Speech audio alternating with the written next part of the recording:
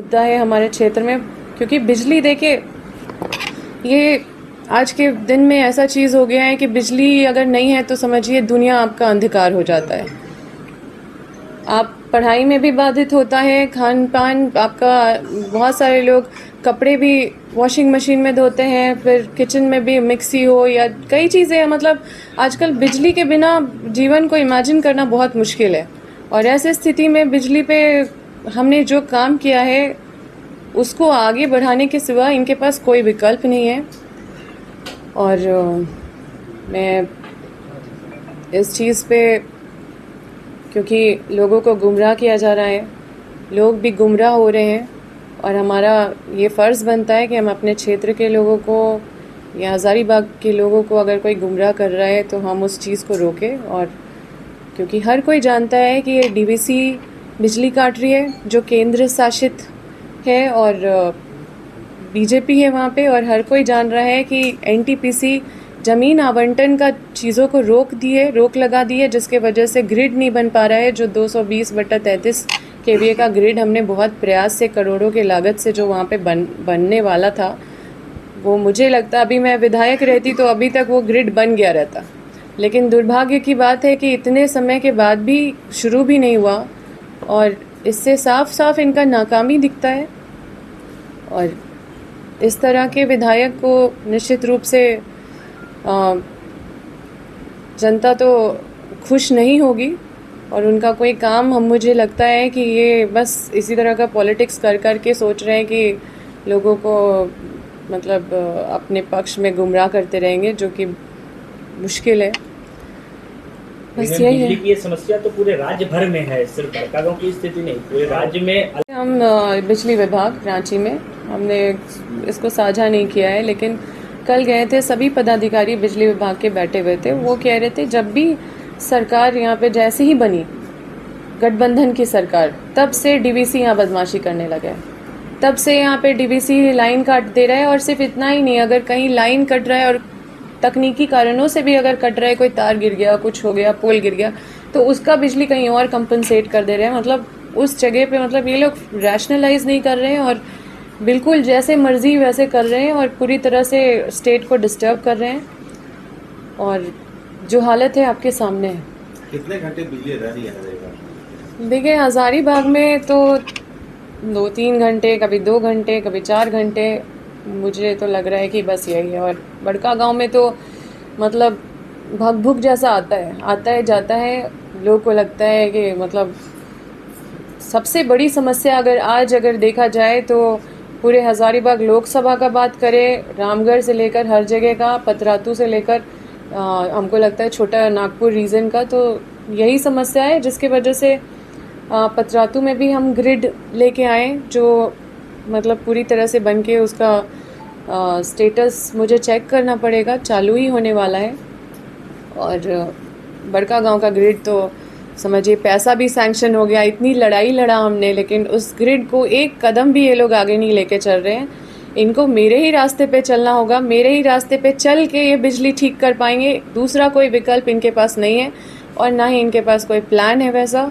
और जो अगर ये इस तरह से कर रहे हैं तो मैं समझती हूँ इनका नियत भी नहीं है। हज़ारीबाग के विधायक, जो लोकल विधायक है, एमपी हैं, बड़कागांव के विधायक, सभी लोग धरना में बैठे गए थे अपने कार्यकाल में, और इस वजह से हम जानते थे कि आने वाले समय में बड़कागांव के लिए स्थिति और भी भयावह हो सकती है बिजली को लेके। तो हमने बहुत प्रयास करके डीवीसी, एनटीपीसी, जेबीवीएनएल, झारखंड संचरण हो, झारखंड वितरण बिजली निगम लिमिटेड, सबके साथ एक समन्वय बना के, और फिर जिला से, रेवेन्यू डिपार्टमेंट से, सब जगह परामर्श लिया, विधानसभा में मामला उठाई, उसके पीछे लगी रही, और फिर जाके कैबिनेट से पास भी करवाई, और माननीय मुख्यमंत्री जी के साथ कोऑर्डिनेट करके वहाँ पे शिलान्यास भी हुआ। अभी भी बिजली का स्थिति जो बद से बदतर है। अब इसका मतलब जनता भी इसका कारण है, क्योंकि अंधकार को उन्होंने ही चुना, ऐसे विधायक को चुना जिनको पता नहीं है कि कहाँ धरना करना चाहिए, कौन सा समस्या का समाधान कहाँ होगा। या हो सकता है पता है तो जनता को बेवकूफ़ बना रहे हैं। ये लोग सब डीवीसी का जो ये मामला है, आप सब जानते हैं कि वहाँ पे डीवीसी से बिजली काटी जाती है और डीवीसी लगातार इस तरह का, मतलब जहाँ पे भी हम कार्यालय जाते हैं तो उसका ही शिकायत सुनते हैं। तो ये जो डीवीसी है वो बीजेपी शासित केंद्र सरकार के द्वारा कंट्रोल होता है और एनटीपीसी है जो ग्रिड, हमारा जो प्रयास से एग्रीमेंट हुआ, ये भी तय हुआ कि कहाँ जमीन मिलेगा, जमीन का अलॉटमेंट का भी सारा प्रक्रिया हो गया था। उसके बाद एनटीपीसी उसमें हमको लगता है कि अपने निर्णय को इधर उधर कर रही है या 2 कदम पीछे हट रही है जमीन आवंटन करने से। तो एनटीपीसी भी केंद्र सरकार से जुड़ी हुई है और केंद्र सरकार में भाजपा शासित भाजपा शासित है, तो वो लोग के द्वारा कंट्रोल होता है। अब ये जो बड़कागांव के विधायक हैं वो सिर्फ अकेले ही बीजेपी के नहीं हैं, पर वहाँ पे जो लोकसभा क्षेत्र है हजारीबाग, वहाँ से भी सांसद बीजेपी के हैं और 4 विधायक देखा जाए तो बीजेपी के हैं। सब मिलके भी वो ग्रिड को नहीं बना पा रहे हैं, या वो एनटीपीसी या डीवीसी से मिलके ये जो तकनीकी चीज़ों को, एक छोटा सा चीज़ है जो छोटा सा प्रयास करे तो इनका बीजेपी केंद्र शासित है और आराम से ये सब चीज़ों को हैंडल किया जा सकता था। लेकिन देखिए, इनको अगर लगता है कि बिजली का समस्या पूरे हजारीबाग जिला में या फिर उस तरफ बड़कागांव में या छोटा नागपुर रीजन में इनके पास कोई विकल्प है, दूसरा कोई प्लान है कि इससे बिजली का समस्या समाधान होगा, तो ये बताएं। मुझे नहीं लगता कि मेरे जो हमने प्रयास किया, जो हमने काम किया, उस रास्ते पे चलने के सिवा दूसरा कोई इनके पास विकल्प नहीं है। या तो ये जानते नहीं है कि इसका समाधान कहाँ होगा, या फिर ये जनता को बेवकूफ़ बना रहे हैं और उनको अंधकार में रख रहे हैं। ये बस पॉलिटिक्स कर रहे हैं और सरकार सरकार खेल रहे हैं, मेरी सरकार, तेरी सरकार, इसकी सरकार, उसकी सरकार। लेकिन हम चुप बैठने वाले नहीं हैं। ठीक है, जो भी परिणाम आया, जैसे ही हम इसका उद्घाटन करें, माननीय मुख्यमंत्री जी के द्वारा शिलान्यास हुआ। दुर्भाग्य है कि इस पूरे चीज़ का निर्माण हम नहीं करा सके। चुनाव हो गया अचानक से और परिणाम आप लोग सब जानते हैं। आज दुख है कि एक विधायक के तौर पे अपने लोगों के बीच में हम उनके साथ नहीं रह पा रहे, लेकिन इन चीज़ों पे बिल्कुल चुप नहीं रहने वाले हैं, क्योंकि लगातार बेवकूफ़ बस हिंदू मुस्लिम समझ में आता है, जो कि मतलब वो भी लोगों को नहीं समझ में आता है जिस तरह से ये लोग लोगों को बांटने का काम कर रहे हैं। उसके सिवा इनका कोई, बस हर चीज़ में पॉलिटिक्स करेंगे। आप देखिए कि डीवीसी का मामला है, इनको धरना देना चाहिए। कहाँ पे? डीवीसी कार्यालय में धरना देना चाहिए कि आप बिजली क्यों काट रहे इतना। तो ये सरकारी कार्यालय में बैठ रहे हैं। इनको एनटीपीसी के पास धरना देना चाहिए कि आप जमीन अलॉटमेंट क्यों नहीं कर रहे, पहले आप कमिट करके उसके बाद बैक क्यों हो गए, आप पीछे क्यों हट गए। क्योंकि कोई भी टेंडर, ये आप लोग भी समझते हैं कि कोई भी टेंडर या कोई भी प्रोजेक्ट का सैंक्शन अगर हो जाता है, अगर शिलान्यास माननीय मुख्यमंत्री जी कर रहे हैं, उसके पीछे का सारा मतलब जितना भी फॉर्मेलिटीज़ है वो कंप्लीट होता है, तभी ये प्रोसेस आगे बढ़ता है, तभी कोई चीज़ सैंक्शन होता है। जब तक ज़मीन का अलॉटमेंट नहीं होता, जब तक पैसा नहीं सैंक्शन होता, तब तक ये कैबिनेट से पास नहीं होता। अगर ये कैबिनेट से पास हुआ है तो ये सारा प्रोसेस के बाद पास हुआ है, और अभी मेरे सारे प्रयास को करा हुआ अब देख रहे हैं कि 10 कदम और पीछे बढ़ रहा है, जबकि 10 कदम आगे चलना चाहिए। और इस पे गंभीरता से इस पे काम करना चाहिए, ना कि पॉलिटिक्स करना चाहिए। रणनीति क्या होगी? समस्या इसी तरह रहेगा तो आप देखिए, हमने बोला ना कि जो हमने पहले ही सोचा था बड़कागांव के लिए, हजारीबाग के लिए, वो सोच के ही हमने इतना मेहनत करके वो ग्रिड को सैंक्शन कराया है। दुर्भाग्य है कि हम लोगों के साथ एज अ विधायक नहीं खड़े हैं, लेकिन इसके सिवा दूसरा कोई विकल्प नहीं है। मेरे ही रास्ते पे चलना होगा सभी माननीयों को वहाँ पे, अगर बिजली की समस्या का समाधान करना है तो। इसे लेकर सीएम से कुछ बातचीत हुई कि बिजली कैसे होगी, या डीवीसी से आपने बातचीत किया कि आखिर क्यों तंग कर रहे हैं? डीवीसी के पास भी हम कल गए थे, तो डीवीसी का भी कहना है कि ये ऊपर का मामला है, ये तो दिल्ली से होता है। अब बेचारे पदाधिकारी यहाँ पे तो यही बोल सकते हैं। अधिकारी को आदेश है दिल्ली से बिजली काट दिया। वो डायरेक्ट ऐसा नहीं बोले, लेकिन वो बोले कि मैडम हम लोग को जो इंस्ट्रक्शन होता है बस हम लोग वही करते हैं, इससे ज़्यादा तो। और बाकी तो जो स्टेट से होना था सारा सैंक्शन वैंक्शन सारा प्रोसेस तो हो ही गया था। आपके कार्यकाल में कितना बिजली मिल रहा था हजारे को? देखिए अभी तो बद से बदतर है, पहले तो 24 घंटे में कितना मिल रहा था और अभी कितना मिल रहा बहुत अच्छा स्थिति नहीं था उस समय भी, तभी तो हम ग्रिड के लिए इतना लड़े और ग्रिड स्थापित करें, लेकिन अभी तो और भी बद से बदतर है।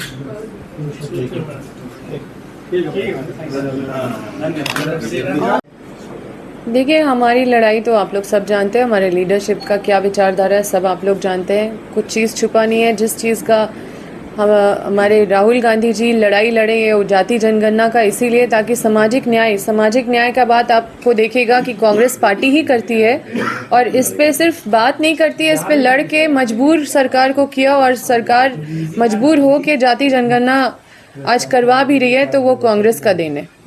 तो कांग्रेस पार्टी ये बिलीव करती है, और आप जैसा बोल रहे बंगाल में, बंगाल की स्थिति तो आपसे छुपा हुआ नहीं है। हम लोग हमेशा वहाँ पे हर तरह का प्रोटेस्ट करते हैं, A to Z वहाँ पे इशू ही इशू है। अभी जैसे हमने बताया कि फर्जी सर्टिफिकेट OBC के बन रहे थे, मतलब कोई भी, आपको भी OBC सर्टिफिकेट बनाना है तो बन जा रहा है, उनको भी बनाना बन जा रहा है। अब कोई OBC के जो वर्ग में आते हैं वो लोग जाके हाई कोर्ट जब गए, तब जाके ये सब चीज़ें जब सामने आई तो हाई कोर्ट ने इसको रोक लगाया। तो अभी चीज़ें एज इट इज़ है। दुख का बात यह है कि ये भी समझना चाहिए था माननीय न्यायालय को कि वो जो OBC वर्ग के लोग हैं अभी इस परिस्थिति में जो रोक लगा दिया गया है, तो उनको अब अपना जो अधिकार है वो कैसे वो अवेल करेंगे। ये जो डिजिटल जनगणना जो होगा इस सरकार से क्या लगता है डिजिटल का आपको विरोध करना है?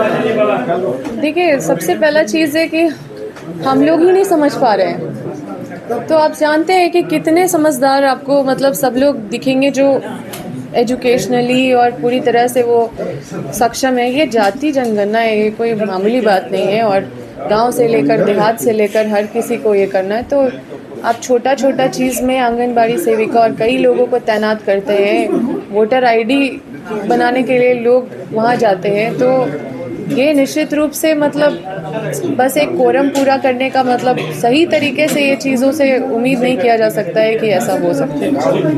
हम लोग तो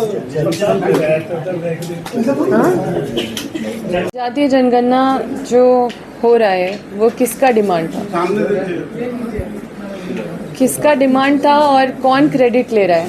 ये कांग्रेस का डिमांड था, और क्रेडिट लेने के चक्कर में BJP केंद्र सरकार है। अभी देखिए कि अचानक से डिजिटलाइजेशन का बात हो रहा है कि इसको डिजिटलाइज कर दिया जाएगा, ये वो सब कुछ डिजिटलाइज करना है। कोई इस तरह का लोकसभा या राज्यसभा में एक भी डिस्कशन नहीं हुआ इस इतने बड़े गंभीर मुद्दे को कि इसको कैसे आगे करना है, क्या फ़ायदा होगा, किस तरह से इसका मतलब क्या क्राइटेरिया, किस सेटअप पे ये लोग चलने वाले हैं। मतलब समझिए कि ना मुख्यमंत्री से संपर्क किया जा रहा है किसी स्टेट का, ना कोई स्टेट से, ना स्टेट के पदाधिकारी से इसका कोई रूपरेखा बनाया जा रहा है। सब स्टेट अलग अलग है, हर स्टेट का अलग अपना चीज़ है, लेकिन बिना कोई मतलब जनता को तो बाद में पता चलेगा, पहले तो मुख्यमंत्री कैबिनेट को तो पता चले, कैबिनेट मिनिस्टर्स को तो पता चले कि ये क्या इनका प्लान है, क्या कैसे होगा आगे। इस तरह का चीज़ों से तो साफ साफ लग रहा है कि हम लोग का देश सरकार नहीं चला रहा है, कोई मतलब संविधान नहीं चला रहा है, बल्कि हमारा स्टेट लग रहा है कि कोई व्यक्ति चला रहा है, जैसे मर्जी वैसे चीज़ों को करना है। ऐसा लगता है जैसे फेडरल स्ट्रक्चर के ये लोग विरोधी हैं, और ये लोग स्टेट को भी मतलब कॉन्फिडेंस में लेके नहीं चलना चाहते हैं, बस क्योंकि क्रेडिट लेना है, ऐसे करना है, वैसे करना, भगवान जाने कैसे होगा जाति जनगणना।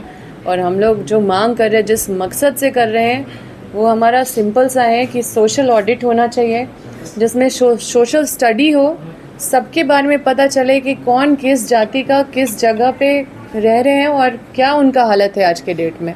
फॉरवर्ड है उनका क्या हालत है, बैकवर्ड है उनका क्या हालत है, दलित है उनका क्या हालत है, कितने किस्में जाती है, सबका सारा चीज़, सारा आंकड़ा सामने आए, ताकि उत्थान का प्लानिंग बने।